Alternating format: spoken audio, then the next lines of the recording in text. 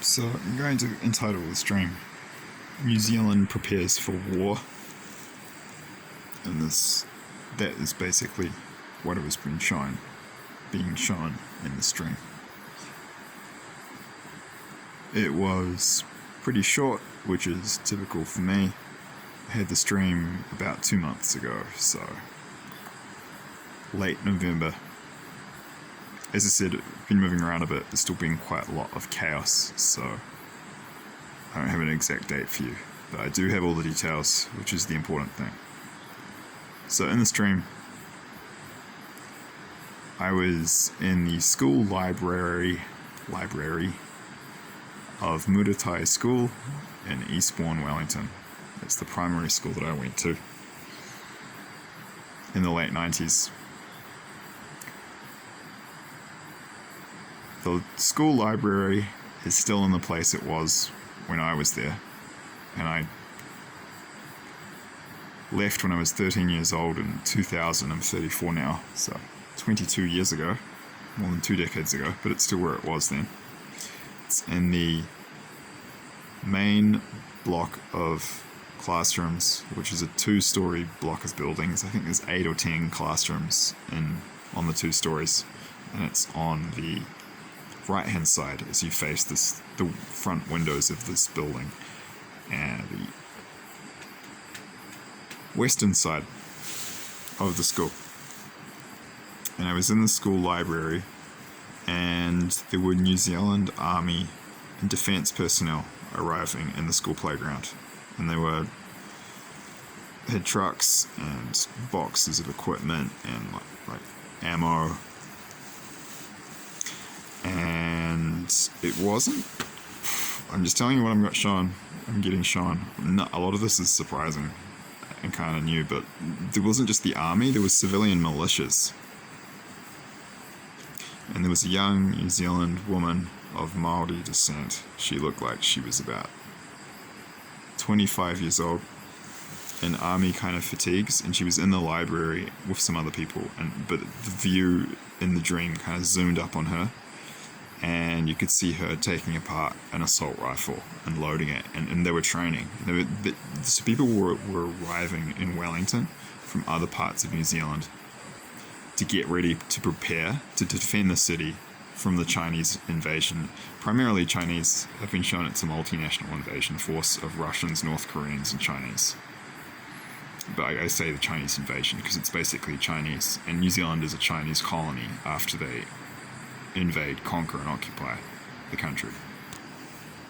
So they were arriving in Wellington to get ready to prepare the defense of the city. First dream where I got shown civilian militias will be involved. A couple of things that are significant there. One, was a woman I was being shown who was about to go into a combat role. 2, she was Māori. New Zealand has about 15% Māori population. Some areas it's a higher percentage. I think the areas of the highest percentage population of the percentage of the population that is Māori are the East Coast and the far north. Certain areas of the King Country, the percentages are high, but basically the East Coast and the far north, like Kaitaia, north of there, and kind of, east of Whakatane and north of Gisborne. I think it gets up to 50% in some of the more remote areas there. But in Wellington, the percentages aren't that high. And in Eastbourne, where I grew up, I used to joke that the demographics were, quote, white as a harp seal on pack ice. Because it's a little bit more diverse now, apparently. But I think it's still, last time I checked, and certainly when I was growing up, it was 97% New Zealand European. So it's pretty frickin' homogenous. So there basically were almost no Māori kids at my primary school, at Muratai School, which had 400 kids when I was there. There was literally like 3 or 4 in the entire school. So, 1% or less. And this woman, she was Māori.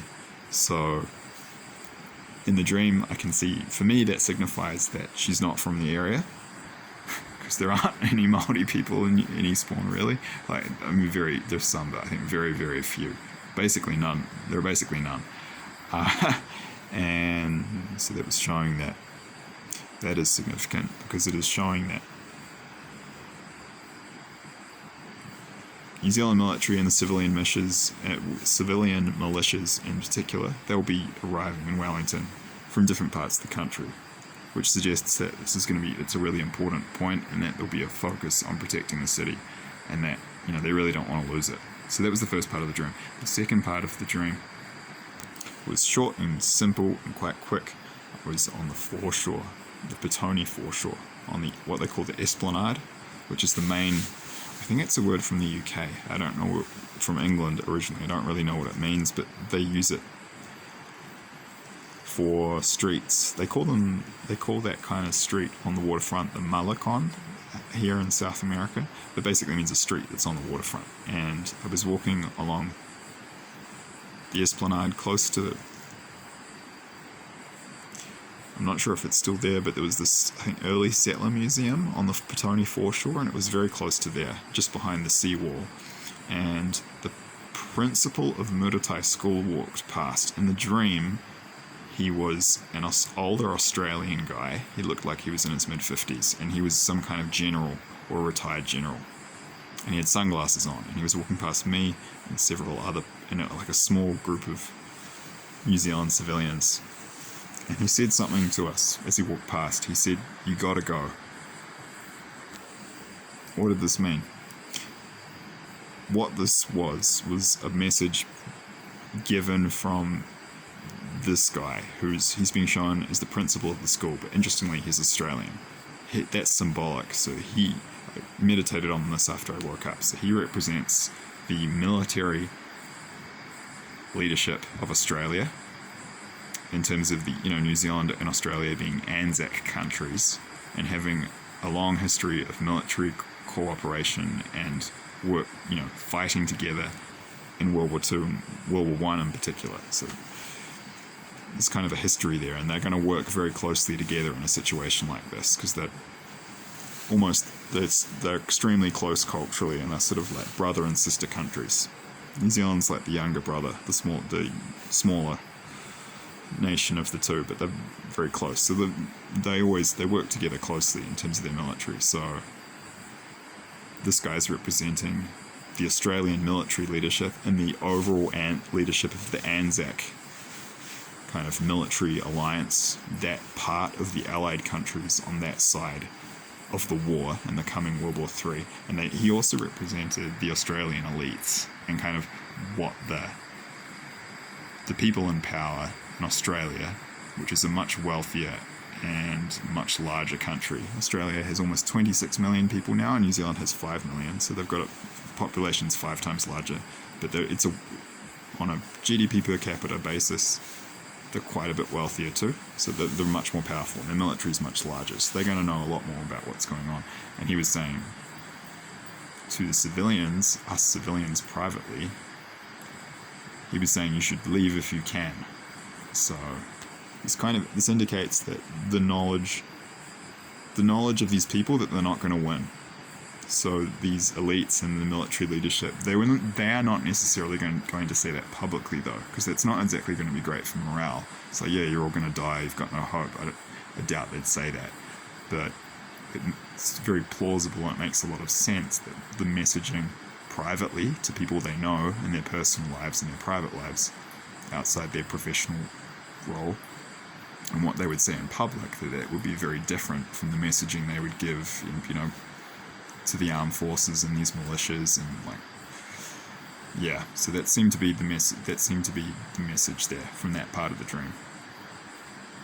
And the young Māori woman, when she was preparing, she looked eager, she looked enthusiastic, quite young and fit. You got the sense the morale was high, and there was even a little bit of excitement. There was the sense of national unity, of coming together to face off this threat. And that's what happens in these situations. It does really bring people together when there's an existential threat like that. So I guess this was in weeks or months leading up to before the invasion, and it's interesting too because it indicates that they knew it was coming and they were getting ready, whereas in Australia I just saw a shooting star. They were taken by surprise. That's what I was shown in my dream. It seemed to be more of like a surprise attack. So they might not be so concerned about New Zealand. They might not even bother. But with Australia, they kind of... people have seen Australia being nuked. They've seen different parts of Australia being nuked. And I just found some more videos, and I'll put the link to this video in particular, which I'm talking about, because I know there are quite a few Australians who watch these videos because I check the analytics. I'll put the link in the description box, but I recently found a video which I put in the public playlist for Prophetic Dream Warnings from God of World War III, from an Australian writer, I think it's a woman, from Adelaide. She had dreams of Adelaide being nuked, and of North Korean soldiers like killing Australian civilians and shooting them in the streets, and the Australian army fighting with them in the streets of Adelaide. So I'll put that link down below in the description box. And if you look at that, I think he's the Tongan Australian pastor had a dream. He had a dream where he could see Australia preparing for war, so they kind of knew that something was coming, but from what I've seen in my dreams, I get the sense that the attack on Australia will be fast, and it will kind of be a surprise attack, even though they may be expecting it. I got the sense it was a surprise, whereas in New Zealand, it looked like they could really see it coming, so I'm not sure they'll bother with this whole surprise thing with New Zealand. So, but who knows? That's kind of speculation based on what I've been shown. But yeah, New Zealand prepares for war, and I'm getting these different pieces of the storyline, but they're not necessarily being given to me in the order they happen. So you might have to sort through videos to put the pieces together coherently, but yeah, it's all there, and I'm getting more detail. So I had a dream about North Koreans and Russian spies in New Zealand too. North Koreans apparently going to be really, really brutal, so I'll do some videos on those next.